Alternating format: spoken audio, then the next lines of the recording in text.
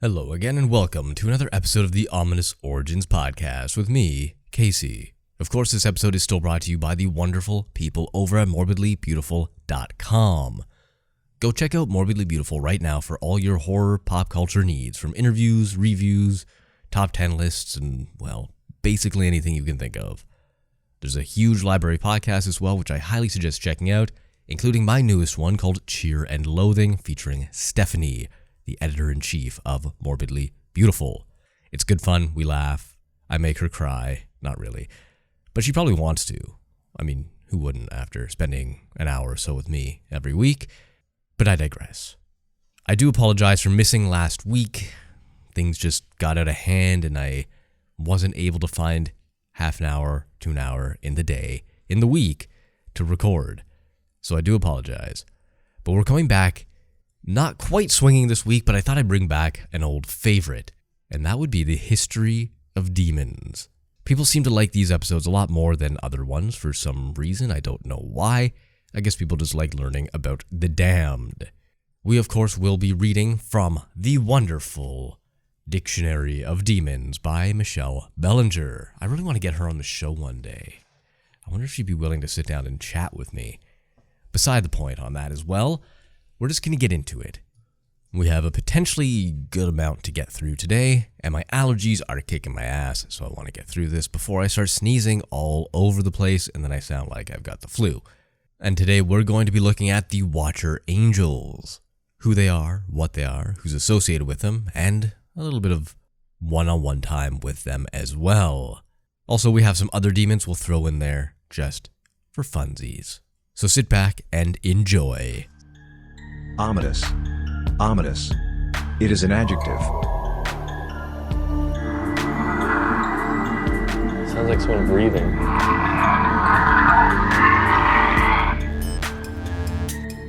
Ominous. So right off the get, I'm going to let you know you're going to hear a lot of this throughout as I'm reading from an analog book.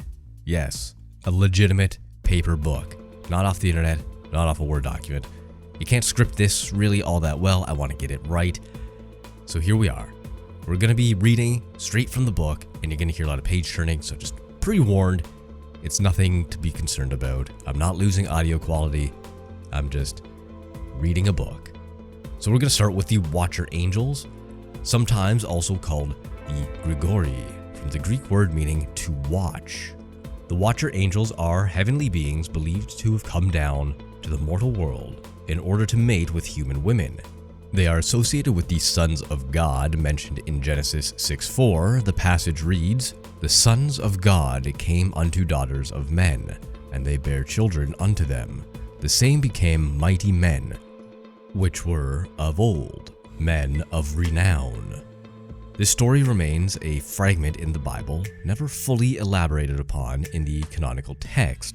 The full story appears in the Book of Enoch, a text that was once considered scripture but was removed from the Bible canon around the 3rd century of the Common Era.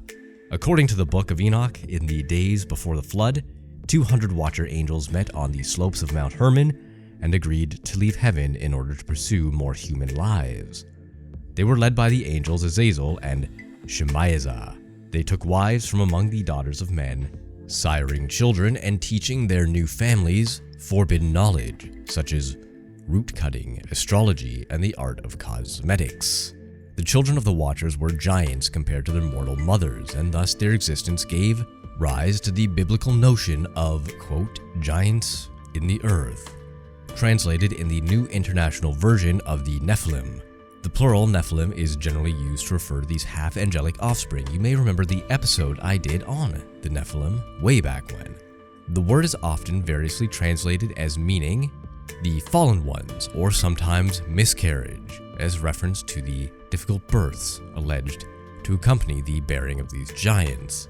The offspring of the Watchers are sometimes also referred to as Giborium, meaning giants, and Raphaim, translated as heroes or men of renown. The Anakim, referenced in Numbers 13:22-33, may also refer to a tribe of descendants from these fallen angels. The Book of Enoch was so thoroughly suppressed once it was cut from the Bible canon that it was lost for over 1,000 years. But the legend of the Watchers was a persistent one, and it was not limited solely to the Book of Enoch. Versions of the tale can be found spread throughout Jewish sources, such as Haggadah and the Chronicles of Jeremiel. References to the Watcher angels also appear in the Testament of Solomon. In this text, many of the demons summoned by the biblical monarch proclaim their status as the offspring of angels. A few claim to be the fallen angels themselves, still walking the earth and causing trouble. The material in the Testament of Solomon suggests that the story of the Watchers may in fact lie at the root of the belief that demons and fallen angels reside in the earth, seeking to corrupt humanity. In the Book of Enoch, the Watchers and all of their children are punished for their transgressions. The angelic fathers are bound hand and foot in the desert, and their half-angelic sons are wiped from the earth. In the Jewish sources like the Haggadah, however, only some of the Watchers are punished. Others, such as Azazel, are thought to be active in the world. So now that we have a background of some of these angels and what they were and who they are and who they may be still on Earth, let's look at some of them in more detail. I believe we've already looked at Azazel, so we're going to go to the other one mentioned there, and that would be Shemaiah, a fallen angel frequently presented as one of the two leaders of the Watcher angels, along with the angel Azazel.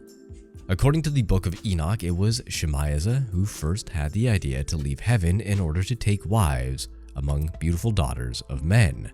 When 200 of the other Watcher angels agreed to engage in this sin, Shemaiah made them all gather on the slopes of Mount Hermon and swear a pact to take joint responsibility for the deed so that the sole responsibility would not fall to him. In addition to polluting his heavenly nature by indulging in sex with mortal women, Shemaiah is also credited with having taught early humanity the art of enchantment and root cutting. Although he taught this forbidden knowledge, Shemaiah's main sin, depicted in the Book of Enoch, is one of lust. In Jewish legends around the birth of Noah, Shemaiah appears under the name Shemaiah. Here, he is again paired with the fallen angel Azazel. In Ginsberg's Legends of the Jews, a collection of the Jewish Haggadah, the familiar story of the Book of Enoch plays out, with Azazel and Shemaiah leaving heaven to consort with mortal women. According to this text, Shemaiah sired two angel-human hybrid sons, named Hiwa and Haya. An abbreviation of Shemaiah's name may appear in the collection of Jewish folklore known as the Chronicles of Jeremiel. Here, a passage refers to the angels Azah and Azazel, who fell due to their desires for mortal women. According to this text, they were punished by being suspended forever between heaven and earth. The same punishment was meted out in the Haggadah. But Shemaiah is depicted as a willing penitent, while the fallen angel Azazel is said to resist punishment and continue in his wicked ways. Now, I'm not sure about you, but it seems like Azazel is the ultimate rebel, maybe just falling behind Lucifer, no pun intended. He seems to want a lot out of his angelic nature and then indulge in the mortal sins as well, and then doesn't want to take responsibility for it. He's resisting his punishment, which I assume was handed down from God himself, or herself, or itself, whatever you want to think of God as. Just a strange dude. Kind of respect him though. I mean, how could you not? Anyway, continuing on, we have Ornius. Now that's not to be confused with Oriens, who I looked at the last time I think I did the History of Demons. But Oriens has a slight connection to the Watcher angels. So let's just take a look at this, shall we? Ornius, the Half-Eater, which is kind of a cool name, I guess. This demon is pivotal to the Testament of Solomon. In this extra-biblical text, King Solomon is reputedly given the power to compel and control demons by the Lord God. Solomon prayed for this ability because a young laborer working on Solomon's temple was being victimized by a demon who ate half of his share of food every day. Ornius is that demon. He is the first demon who Solomon gains power over, and he subsequently leads Solomon to all the other demons named in this ancient text. Ornius is said to appear as an incubus to women and as a succubus to men. An adept shapeshifter, he can also take the form of a lion. When he appeared to the young laborer, he was said to manifest in the form of a burning fire. Ornius is a demon of ambiguous intentions, as he also claims to strangle men who lust after noble virgins, demonstrating a protective, if not violent side. In his first interview with Solomon, in the Testament of Solomon, Ornius states, "I am the offspring of the archangel Uriel, the power of God." In this statement, Ornius links himself as well as the Solomonic tradition with the Watcher Angels myth that appears in the Book of Enoch. Possibly because of their blood relation, the name of the archangel, Uriel, is said to hold power over Ornius. And this name is used to command the demon to give up the names and whereabouts of his fellows. He may appear in later editions of the Gosha as the demon Orius, sometimes also rendered as Oriax. Now that's the last Watcher Angel we're going to look at on this list. I do have one more demon I want to go over today before we call it wraps. And before we get onto that, I just want to say that I enjoy doing the history of demons, hopefully as much as you enjoy listening to it. For one major reason, I learn as I go. A lot of the times I just kind of open the book and read whatever's in front of me, and I find that's the best way to get a legitimate reaction out of me and even you. That's why I sound a little bit funny, because it's not my own words. These are credited to Michelle Bellinger and the hard work she did. I just have to throw that out there. I did not write this. This is not my script. Even this little speech here is off the cuff. And I don't know about you, but I think it's a whole hell of a lot of fun. What do you think? Let me know. Somehow. Facebook. We did get a Facebook message the other day, and I'm going to get to that at the end of the episode. So now there's a cliffhanger, and you have to stay and listen to the whole thing. Anywho. This last demon on the list has one of the coolest names, I think, in the entire book. Shax. S-H-A-X.